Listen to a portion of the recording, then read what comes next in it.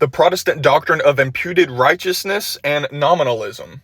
Now, nominalism, denial of universals. Nominalism is a philosophical system that denies that universal concepts like righteousness or dogness have a real existence outside of the mind. In theological terms, nominalism suggests God's justice might depend on his non-substantial thoughts or arbitrary decisions rather than on a deeper shared reality. Now, imputed righteousness is forensic. It means that Christ's perfect righteousness is not inherent to the believer, but is a declaration by God. It's forensic and comes from outside the believer, extrinsic. It's based on union with Christ. This imputation is grounded in the mystical union between Christ and the believer, which gives the believer a share in Christ's status as a righteous one.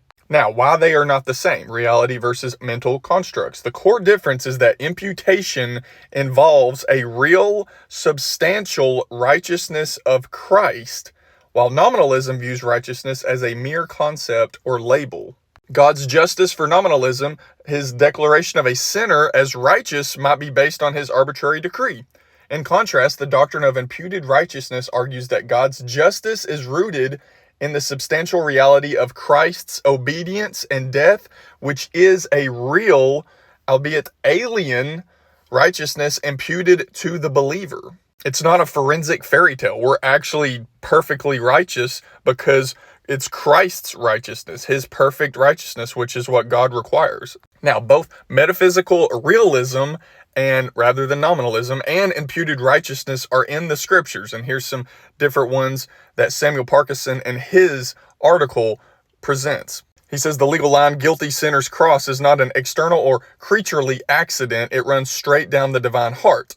The legality of sin could no more be considered a concept of nominalism than could the character of God himself. The imputation of Christ's righteousness in justification by faith is only a nominalist legal fiction if it is set at odds with or detached from union with Christ.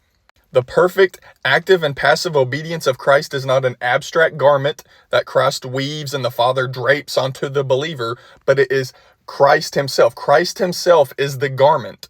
The core difference is that imputation involves a real substantial righteousness of Christ, while nominalism views righteousness as a mere concept or label.